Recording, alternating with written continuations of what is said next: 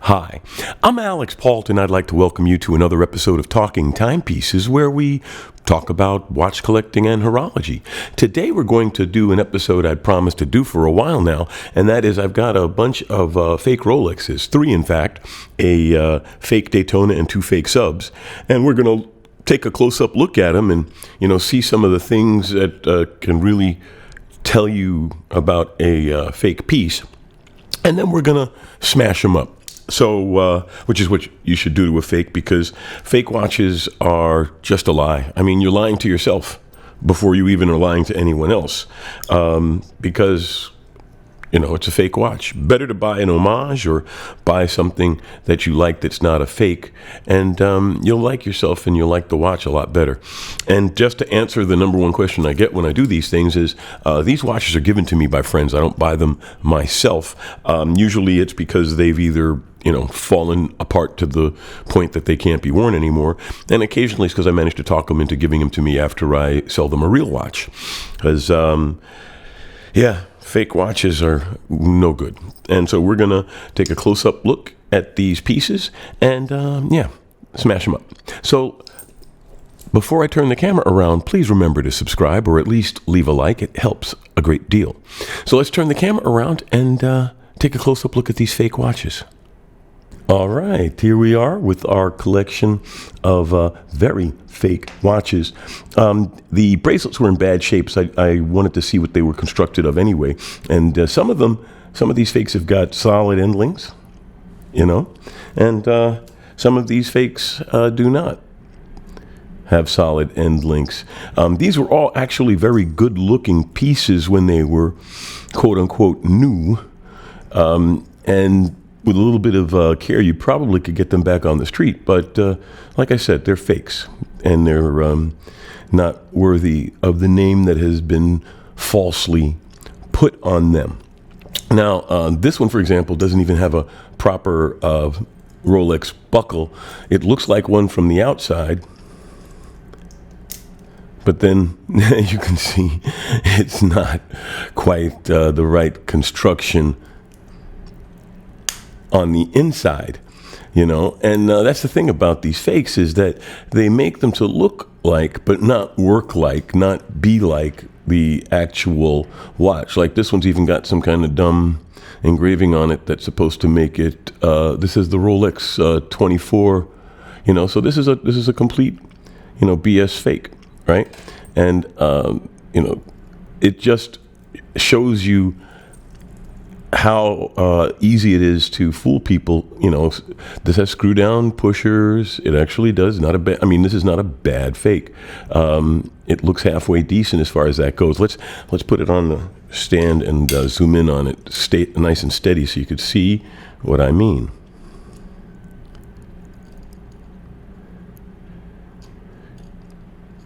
See, so when it was new, it probably would have passed reasonably well for a fake, especially since most people don't really know what a nice Rolex looks like, because unless they've gone into an AD and held one in their hands, they've only seen them on other people's wrists. That's another reason fakes can get away with so much, because the average person doesn't really know what they're looking at.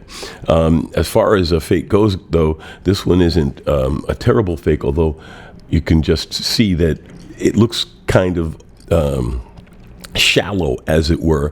It's not really well made. It's not really well designed. It's designed to look nice from a distance, but the closer you look at it, the more of the aspects of it that come out that are not good. It just doesn't really hold up under close scrutiny that it's a real Rolex. Now, obviously, the easiest way to tell if a Rolex is fake or not is to open them up. But before I do that, let's take a closer look at some of these other these subs. All right. Well, they're not. These are fake pieces of junk. But they're pretending to look like a sub. All right. So this one's got a screw down crown, but it's really stiff. I just wanted to, so you could take a look at the lettering. I mean, and just like look at the stem area. You know, look at the crown.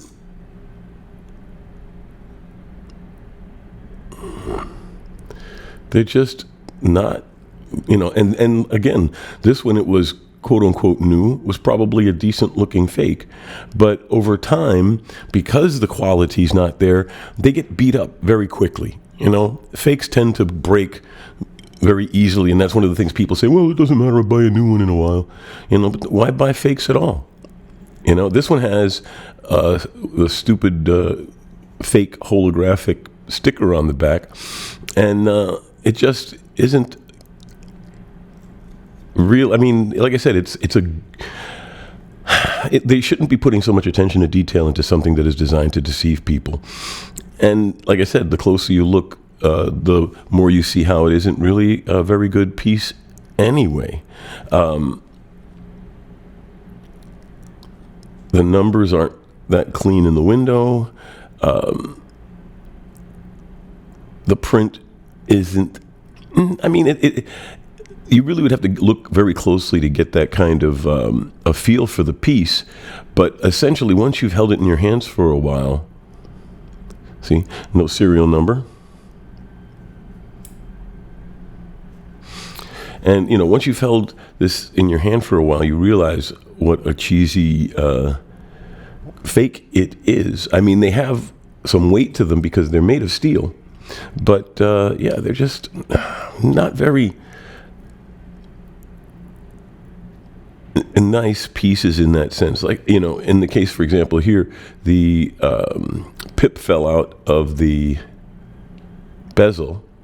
You know, again, the quality isn't very high in these things. So, you know, bracelets fall apart. Crowns don't screw back on after a while.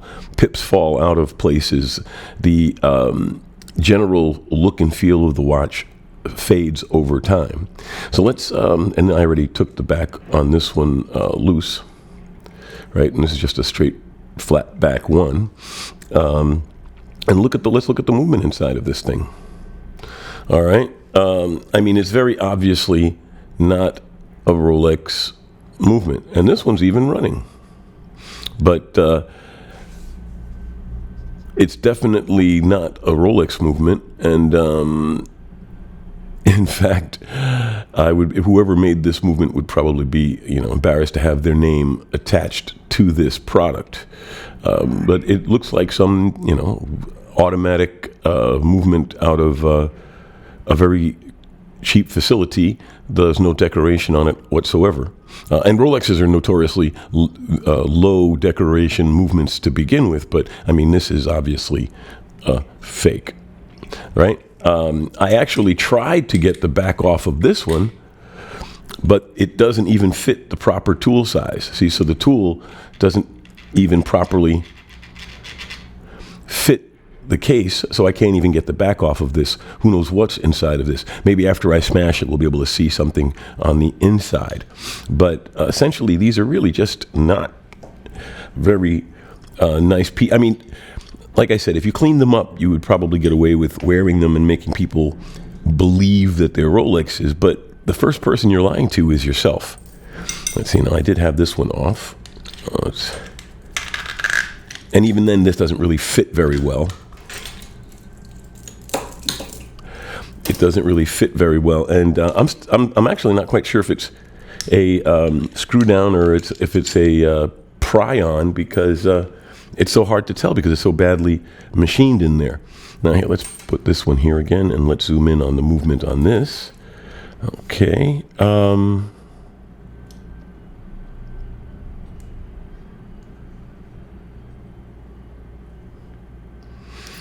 See, so there we go. That's definitely not a free-sprung balance, and again, not a very well-decorated piece. Matter of fact, I don't see any decoration at all. It's just a workhorse automatic movement that they slapped into this case, put the name Rolex on it and assumed that people will just take it as it is on face value. But at the end of the day, it all comes out. This one doesn't have the right bracelet. It's obviously not the right movement. And the wear and tear on the watch is accelerated because it's not made very well. So let's take these watches someplace where we can do some violence to them. And but before we take them outside, I just wanted to show you. No sapphire.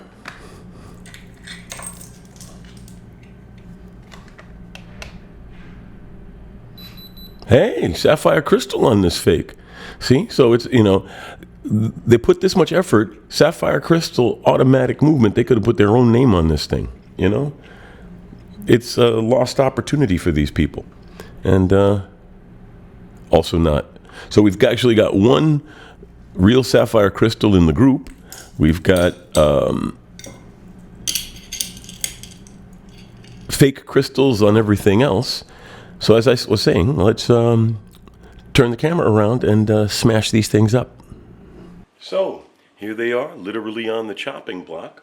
And so let's just do it.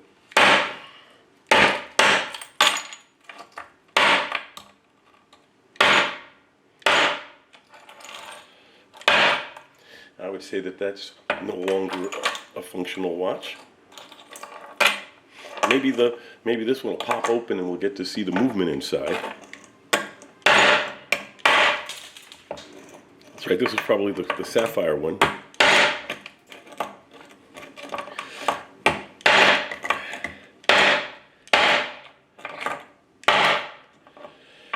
So, all right, and then now this last one.